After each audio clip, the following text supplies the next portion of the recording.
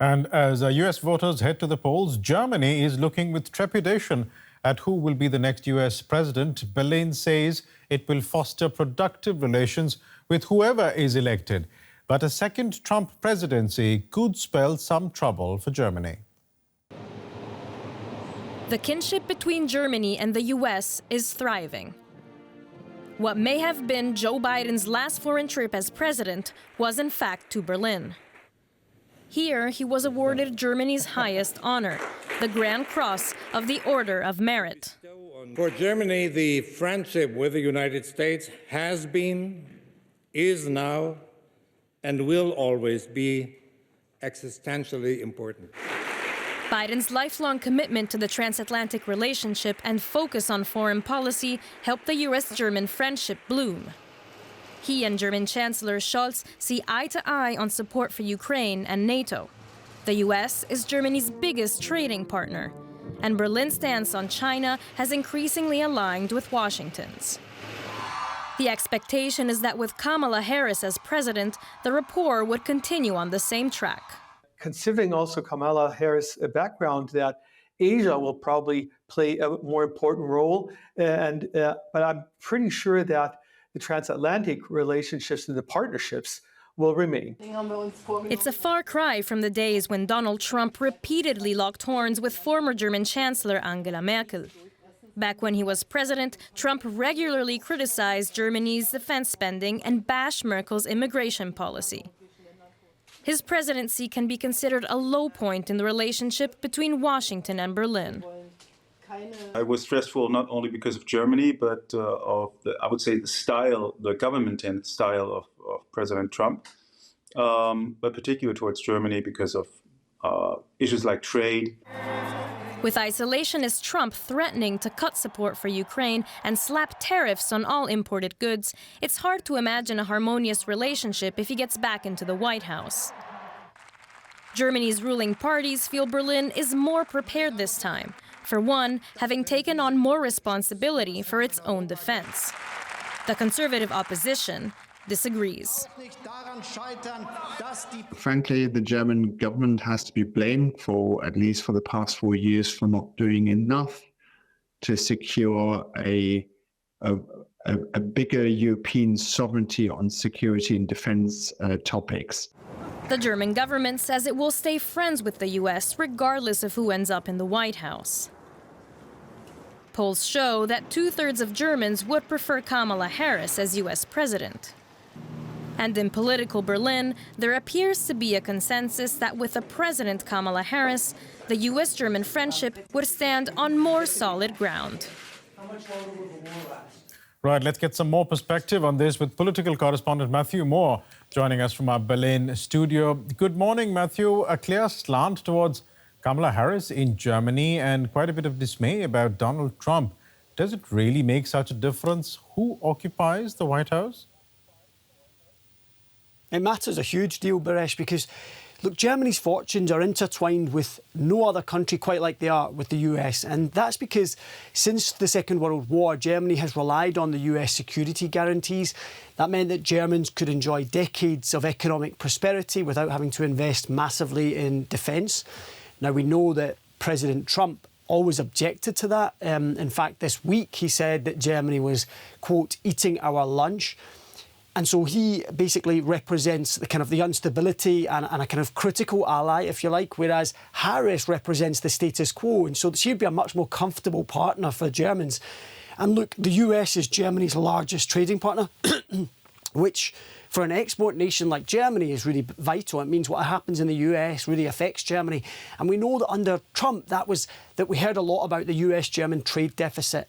Donald Trump is a protectionist. He felt that wrongly, really, that Germany's trade deficit with the US meant that it was exporting more to the US than it was purchasing, meant that was somehow a slight on the US and that Germans were taking advantage of the US.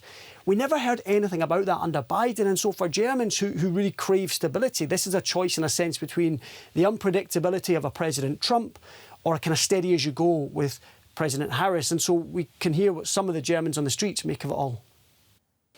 I wouldn't begrudge it to either of them, But for me, it would be Trump. I'd say he'd end the war.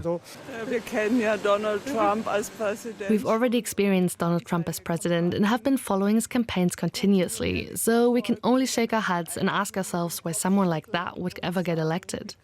So we all very much hope that Kamala Harris will get the job done.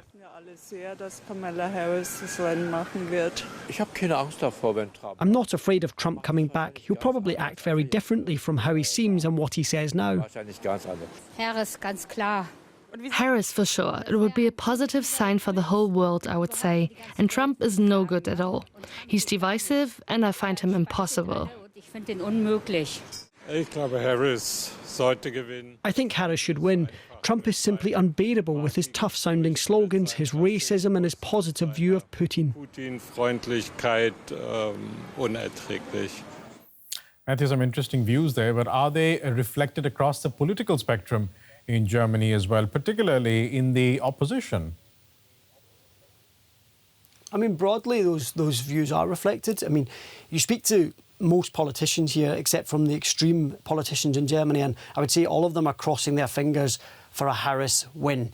Interestingly, though, among the CDU, the Christian Democrats, that's the kind of the centre-right party here in Germany, they know that if they come into power, they have to find a way to work with President Trump should he win the election in the US. And Jens Spahn, who's a leading figure in the CDU, was at the Republican convention earlier this year, and he told DW, he said, quote, "I don't like the style of Trump, but we have to find common interest." And that led to a lot of consternation here in Germany because people felt that he was somehow trying to kind of make excuses for Trump. So you've got the CDU there trying to figure out how they can work with President Trump in the future, but really the only party in Germany that wants a Trump win is the far-right Alternative for Germany.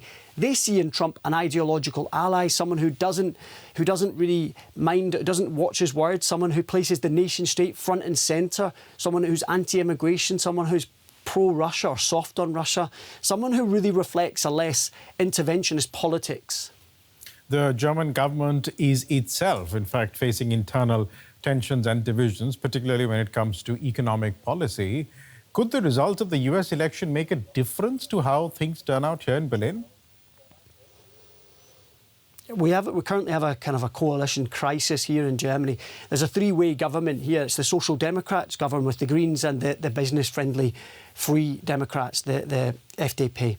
They're embroiled in a very bitter dispute about how to pass a budget by the end of this month, actually, for next year. And that's come to a head this week with the finance minister from the pro-business FDP saying, really making demands that his partners can't agree to. And it's seen here as a pretext for him to pull the plug from out of the coalition altogether and basically trigger fresh elections, if you like. But there's a school of thought here in Germany that thinks that basically if Trump were to win the US election, that makes a government collapse here unlikelier because of the uncertainty that would trigger here in Europe. So there's a lot of people watching what happens in the US and saying, as one senior politician here says, it's a decision week, not just for the US, but for Germany too. We'll leave it there for the moment. Matthew Moore from our Berlin studio. Thanks very much for that. All right, let's get more with Brandon Bohrn. He is a political analyst at the Bertelsmann Foundation's Europe program, where he focuses on transatlantic trade and security and US foreign policy. Welcome, Brandon. Let's talk about Donald Trump first. What is it that scares or worries Germany and, by extension, Europe the most? Well, first and foremost, we have to say that a second Donald Trump term would likely be more intense, more aggressive than his first. He doesn't have to worry about re-election. He's unlikely to have moderating voices in his inner circle, and he simply has more experience this time around. So that has to be said initially. But with a look to U.S. foreign policy, aside from China, we could experience an almost complete reversal from the Biden years. Transatlantic security and defense would be a major issue. Donald Trump has clearly stated he's skeptical of this organization. I don't anticipate that the United States would withdraw from NATO completely, but what we could see is a weakening of the U.S. pillar of this critical alliance. That could play out in a number of ways. A reduction of U.S. force posture in Europe.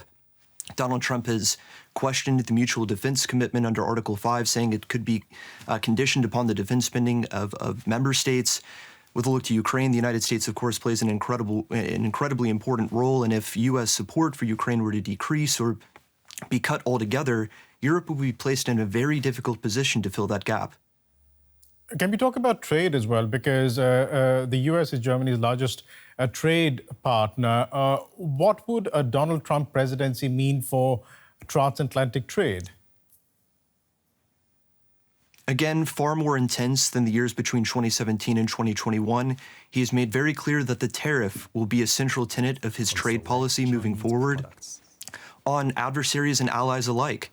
He's indicated that old tariffs would be reintroduced that were suspended under the Biden years, the steel and aluminum tariffs that were a major issue back in 2018, but new tariffs as well, 10 to 20% blanket tariffs on all U.S. imports, new potential tariffs on the European auto industry. This would have severe consequences for Europe and Germany and would require a strong European response, likely stronger than the one in 2019. I'll come to the European response in a bit, but let's just stick with tariffs. Just on this particular element of punitive trade, I mean, would it be so different under Kamala Harris, given that under President Biden, these tariffs that you talked about that were introduced under Donald Trump, they weren't entirely done away with. They were merely suspended. Doesn't that sort of a hint at some sort of a rivalry developing between Europe and America, where America feels the need to protect its industries and its workers from what it sees as competition? Absolutely. This idea that if Kamala Harris were to become the president and everything would be perfect in the transatlantic relationship is, of course, not true. The steel and aluminum tariffs that I mentioned earlier, this is a long-term issue that hasn't found a long-term solution. So, you know, the tariff rate quota system at the moment is a momentary fix in this problem, but this will have to be coordinated in the future. But I think, you know, a Donald Trump administration would likely not engage with Europe at eye level, at least moving forward. The difference is that the Biden administration introduced structures like the EU-US Trade and Technology Council, other initiatives to coordinate on trade and technology issues, on industrial policy as well. So, you know, under a Harris administration, things wouldn't be perfect, but there would at least be dialogue, which is absolutely key to finding solutions to these challenges. And we were talking about a European response, and I remember back, I think it was in 2017, correct me if I'm wrong, when Angela Merkel, then Chancellor Angela Merkel, talked about Europe essentially taking its destiny into its own hands. I'm paraphrasing, of course. So the idea is that this idea of European self-sufficiency, let's call it, for the purposes of this conversation, existed back then, back in 2017. And fast forward 7 years, we are still talking about Europe being worried based on who occupies the White House. I mean, has Europe, or for that matter, Germany, tightened its belt at all? I think that's one of my greatest concerns. You know, if Kamala Harris wins this election, Europeans cannot go back to business as normal. And I think they were guilty of this back in 2021 when Biden came back onto the scene, that, you know, we turned a page. It was a new era. The Trump years were an anomaly. And that, of course, was not the case. You know, I think if Kamala Harris wins tomorrow, within a year or two, we could find ourselves in a similar position to now, focusing on 2028, in crisis mode on this side of the Atlantic, thinking about what a J.D. Vance administration could mean for Europe. So in many ways, regardless of how the election goes tomorrow, there are certain things that Europeans have to take care of in the meantime, again, regardless if Kamala Harris or Donald Trump wins. This is particularly the case in investing in its own security and defense. We'll leave it there for the moment. A pleasure talking to you today, Brandon Bohrn from the Bertelsmann Foundation. Thanks so much. Well, let's get more on this with Peter Beyer. He sits on the German Parliament's Foreign Affairs Committee, and he also coordinated relations with the US for the last German government. Mr. Beyer, we heard a few concerns there in that story from your colleagues in the Bundestag. You have worked on US-German relations during Donald Trump's first presidency. Do you have any concerns, and what are they? Yes, I share the concerns under a second presidency of Donald Trump, but certainly we will see a lot of challenges in the transatlantic relations across the big pond, regardless of the next president, Kamala Harris or Donald Trump. With regard to Donald Trump, certainly two things are in the center, two topics that you know we should be focused on. One is defense and security. NATO contribution and a solution or a support with regard to the Russian war of aggression against Ukraine. And the second big thing is certainly trade and economy. We expect more protectionism here.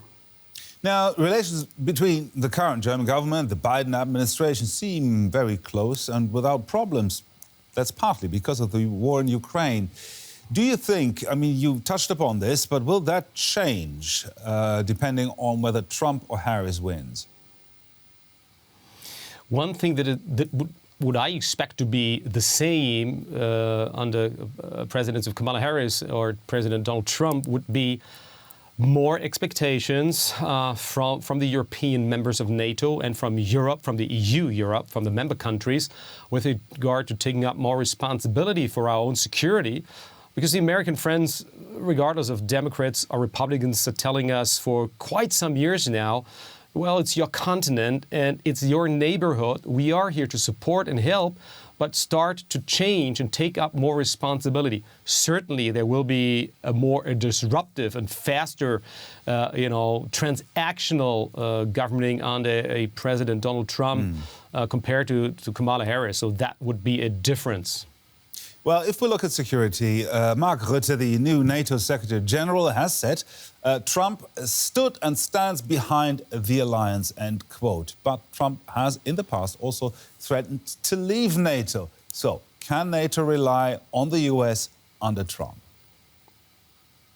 Well, has he really threatened to leave NATO? As far as I remember, I have not heard a word from Donald Trump, either as president or after this, that he is threatening to leave actually NATO as a member country or to reduce the financial contributions.